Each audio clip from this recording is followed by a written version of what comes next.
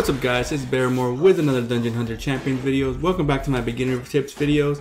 Now this time we're going to be talking about which snap 2s and 3s I think you should be on the lookout for as a beginner. So we're going to go down the list and we're going to talk about which ones I think are really good for your PvE progression, such as Elder Dragons and Steel Widow. So we'll do the primary ones and then I'll talk about some honorable mentions and maybe other ones that you should be on the lookout for as well. So the first one on the list we're going to be talking about is Garai, the Water Basilisk. Now Garai has 3 important attacks or skills that I think are really good for both Elder Dragon and Steel Widow. Now his first attack or skill, is Cryptic Barrier. So Cryptic Barrier applies immunity to all his surrounding allies and himself.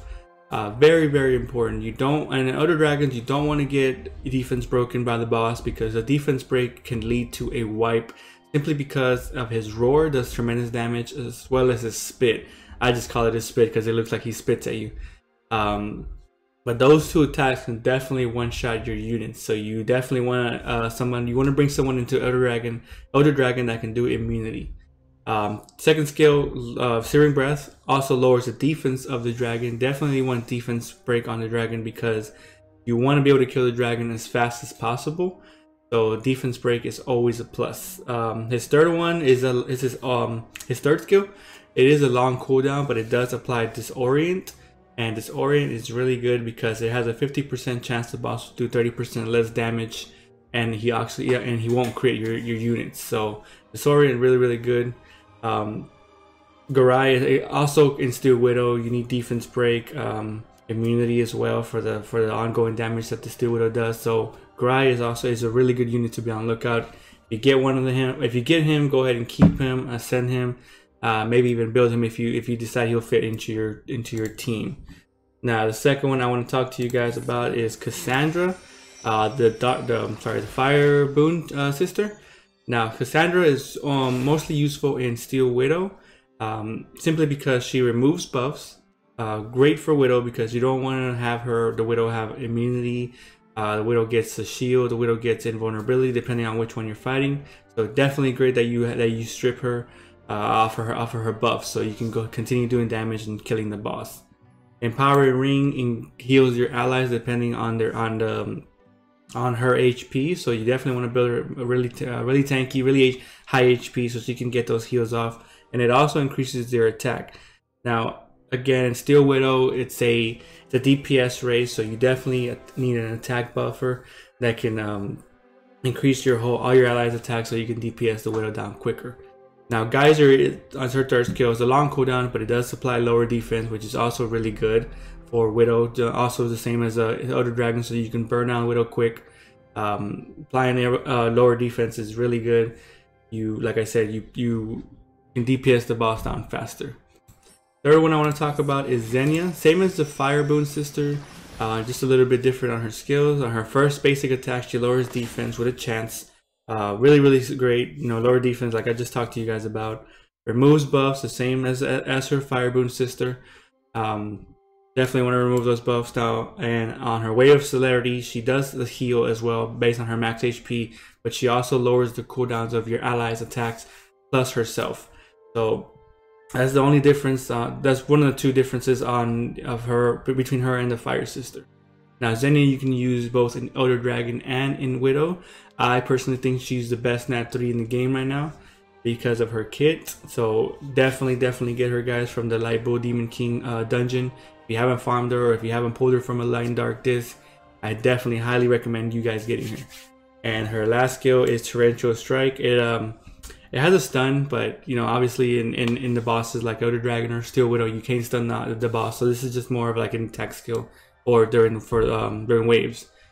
And okay, so the next one we're gonna talk about is Violet, the Dark Dryad. Now Violet is more useful in Steel Widow. You can use her in Dragons, but she shines more in Steel Widow, and simply because of her Purifying Bloom. Every time she puts this on one of your champions, it cleanses them from anything. So as you guys may or may not know, in Steel Widow you do get an ongoing damage debuff that stays on for you pretty much for the whole fight.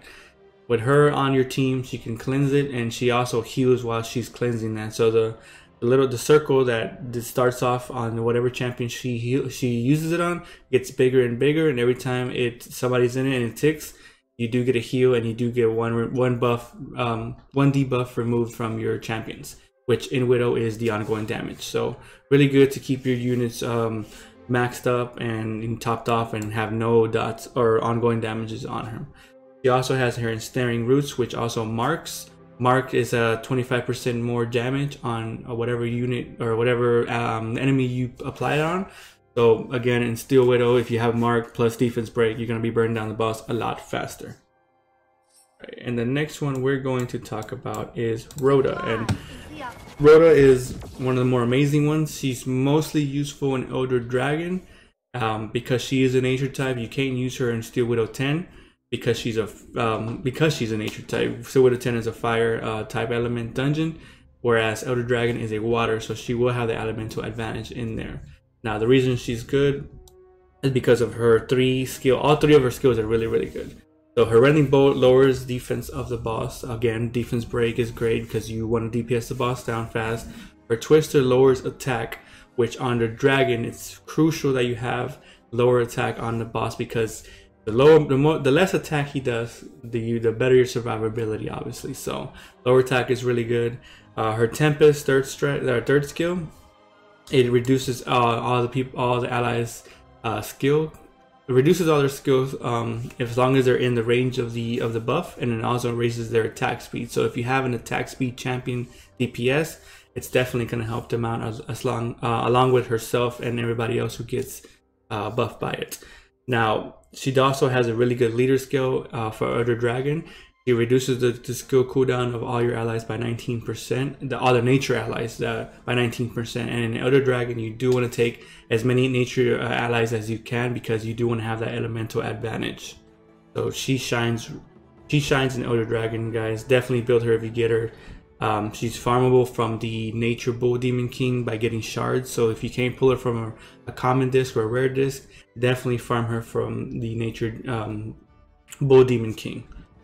Alright, and the next one we will talk about is going to be the last Nat 3 that we're going to talk about is going to be Manaseh. Now, Manaseh is kind of unique, the Timekeeper. He lowers cooldowns of all your guys, and as well as does ongoing damage and blocks buffs and mortal wounds. Now let's talk a little bit more about him. He shines more in Steel Widow because he is a water type, and you're going up against a fire unit, at least in Steel Widow 10, but you can also use him in other Steel Widows below that. But definitely shines in Steel Widow 10 because he's a water type. You're going up against a fire widow, and he's going to have that elemental advantage. So let's talk about his skills. Temporal Flux, every 6 seconds. He's gonna, every time he does a basic attack, every 6 seconds, he's gonna lower the cooldown of all your allies' abilities by 1 second. Now, fully scaled up, that goes down to every 5 seconds. So every 5 seconds, you're lowering the cooldown of all your allies' abilities by 1 second. That's huge. That's really, really good. Like, extremely good. Time inversion. Time inversion is basically just an attack, but when it does come back, it is a frontal cone attack. But when it does come back towards him, and any ally that's in the way, it does heal them as well. And it's also based on their attack. So he has that attack plus a heal. Reverberating Strike leaves the ongoing damage on the enemy. Also good. Ongoing damage means faster burn, 2.5 damage every tick. And it also is based on his accuracy. The damage is based on his accuracy. So you definitely want to build Manaseh with a lot of accuracy so you can land his debuffs. And his last one is block buffs and mortal wounds. Now, mortal wounds and block buffs isn't too important on the Steel Widow, but you can use them for Elder Dragon 10 as well. And if you do decide to use them in Elder Dragon, block buffs definitely is good because you block him from getting his attack buff, so he won't increase his own attack and then just pretty much one-shot your team if they are defense broken or if they don't meet the HP requirement. Now, what makes Manaseh really, really good is his leader ability. He reduces everybody's skill cooldowns by 15%. So that alone is really, really huge, guys. On top of him already lowering cooldowns with his basic attack, he's lowering their cooldowns with his leader ability. So definitely, if you get a Manaseh, I would definitely suggest building him. He's really, really good. 5-star him, 6-star him, whatever you like. and find a way to put him into your team, because he will definitely help your runs out a lot better. Now we're going to talk about some Nat 2s, and I believe there's only about 2 Nat 2s that I would suggest getting. The first one is going to be Zircon. Zircon is Zircon is better in Elder Dragon. Zircon is good both in Elder Dragon and Steel Widow, and the reason he's good is because he also has immunity. On top of his immunity, he does give you regeneration with his bolster. So he gives you regeneration, he gives you immunity on his bolster, and his Wave of Harmony is a pretty much a heal that just bounces off of your allies up to 4. So he hits himself, he hits the target that he's gonna hit, and then he hits 2 additional other allies. So he has 2 heals basically, 1 regeneration and 1 actual heal, along with his immunity. Now, let me talk a little bit about him, because the only problem I see with Zircon is his AI. Right now, his AI, if none of your allies need healing, he will not use his immunity buff. And that sometimes is a really big deal, because of the fact that if you're going in Elder Dragons and you have, or even Steel Widow, but let's talk about Dragons first. If you go into Elder Dragons and all your units are topped off, and then the left Crystal Tower is about to do defense break, but all your units are healed up, he would not use his immunity, guys. So that kind of brings points down on Zircon, because he doesn't use immunity when he needs to use it. Maybe later on when they fix his AI, even in the patch that just came out, it was supposed to be fixed, but I haven't seen any difference. I've tested him out a few times, but he still refuses to use his bolster. So if they do end up fixing it, then Zircon will be way better than what he is now. I personally have replaced him with the Water Basilisk Garai, because Garai uses his immunity right off of cooldown, which is really, really great. You want him to use his immunity, and you want him to not let your team get defense broken, pretty much. But if you haven't pulled Garai and maybe you need a little bit more extra heals, Zircon can do the job when he wants to, basically. He's still good, but he's not as good as he needs to be, or as good as he should be. But I would still recommend him. He's still a decent target, decent unit to build. If you need the heals, if you need an immunity, I would recommend just 5-starring him. I wouldn't recommend 6-starring him, because I don't think he's worth the 6-star. Pretty much, he does his job as a 5-star. Same thing goes for in Widow. If your units don't need heals, he will not use immunity, which is kind of bad, but you know, that will allow the Widow's towers to put a dot on, or ongoing damage, if none of your units need heals. Alright, and the next one we're going to talk about, the next Nat 2, is going to be Mojo. Let me find him. There he is. Mojo is the Nature Goblin Shaman. Now Mojo he's amazing. Just Mojo's amazing. That's all I can say about him. Yes, all 3 of his abilities are really good in Elder Dragon. He has Disorient on his basic skill. Disorient, like I've explained before, it lowers the attack of the boss by a certain chance and doesn't allow him to crit. Now, actually, his Jinx doesn't lower the attack speed of the boss. I have never seen a lower attack speed on a dragon. I could be wrong, but I've never seen it, so I don't think that does anything. And every time I put him as my leader, or every time I have my camera focus on him, he doesn't use Jinx for some reason. So I don't know if he knows that you can't apply a lower attack speed, or I don't know if he's bugged or whatnot, but he never uses it at least for me.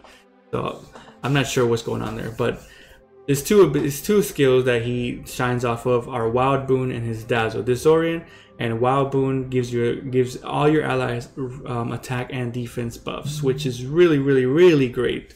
More attack means faster clears, more defense means less chance of dying. And then the best part about it is Mojo's Wild Boom range reaches the whole battlefield. So no matter where he's at in the battlefield, it will reach your allies regardless of where he's at.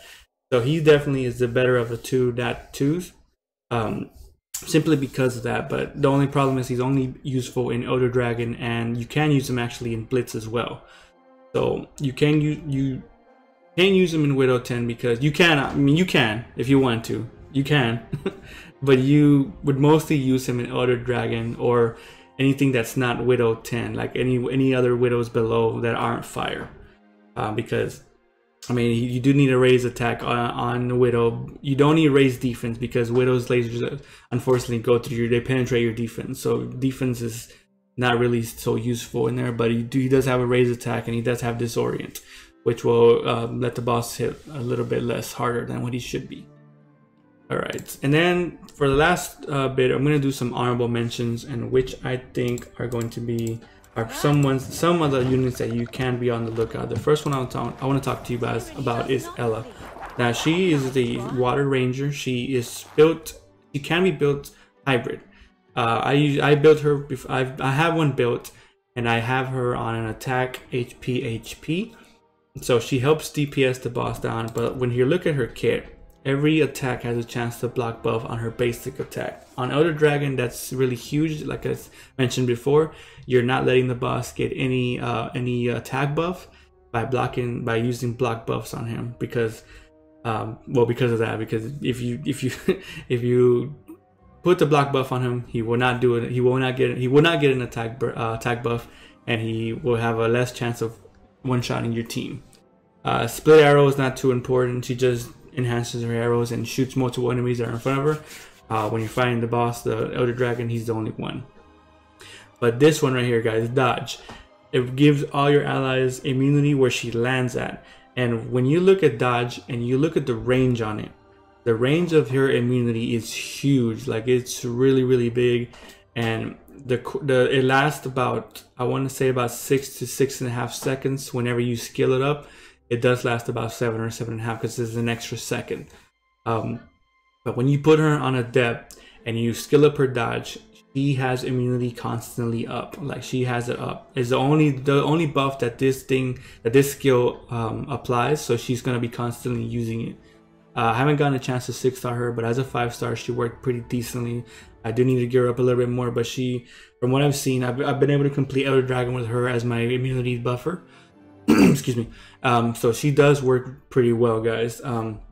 Now her last skill, Flash Arrow, blinds enemies. You can't put blind on the bosses, unfortunately, but she can be used also in Ultimate Blitz, as well as maybe your arena offense or defense, depending on how you want to use her. But she definitely deserves an honorable mention because of the immunity and her block buff for Elder Dragon. Now she can be used for Steel Widow as well because of her immunity. The block buff won't help as much there, or the blind, but if you need an immunity buffer in Widow and Elder Dragon, and you don't have if you don't have Garai, or if you don't want to build Garai, you can definitely use Ella. She definitely can do her job. Can do the job. The next one we're going to be looking at is Peppermint, the candy munchkin, the nature one. Now, the reason she's good is she's good for Elder Dragon, and she can be good in your arena offense. But the reason she's good mostly is because of her first skill.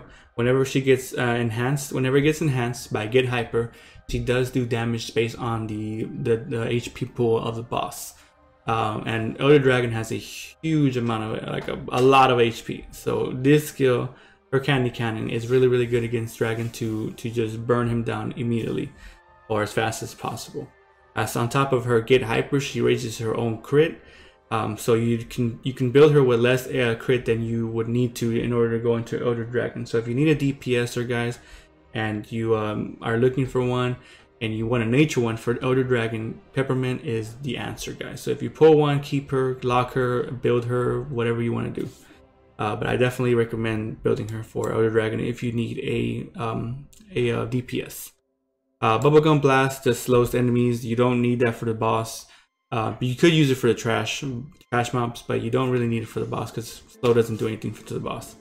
And then her Bonbon Barrage also does damage based on the HP of the boss. So along with her skill, her first skill, or her basic attack, and her Bonbon Barrage, she can burn on the boss at a quick pace.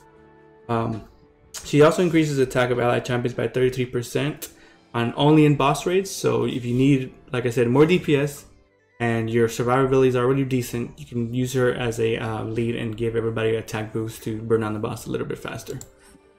Alright, and the next one, and I believe this is the last one, is going to be Verona, the Light Hag, also for Elder Dragon, Nature Champion, DPSer. Verona shines more on her second skill, Vile Brew, because she lowers defense, so she helps She helps if you have a Rota in there or a Xingya to help keep lower defense on the boss, and she also does ongoing damage. So, but if you build her as a DPS, which you should be, you can be burning on the boss on top of putting on ongoing damage to him as well. And then her Evil Bargain sacrifices her HP by 25%, but it enhances all her skills. So when enhanced, Foul Brew lowers defense and does ongoing damage. So she's really, really good. Another honorable mention. And she also increases accuracy of all your champions. So if you haven't met the accuracy cap to apply those debuffs, you can definitely use hers, and it'll help out in the long run. Alright guys, so if you guys feel like I missed somebody and you guys want to maybe comment on the section below and tell me why you think that champion should have been mentioned, please feel free to do so, guys. If you liked the video and you thought it was gonna and it helped you in any way, leave a like, and would really appreciate it, guys. But I'll see you guys on the next video.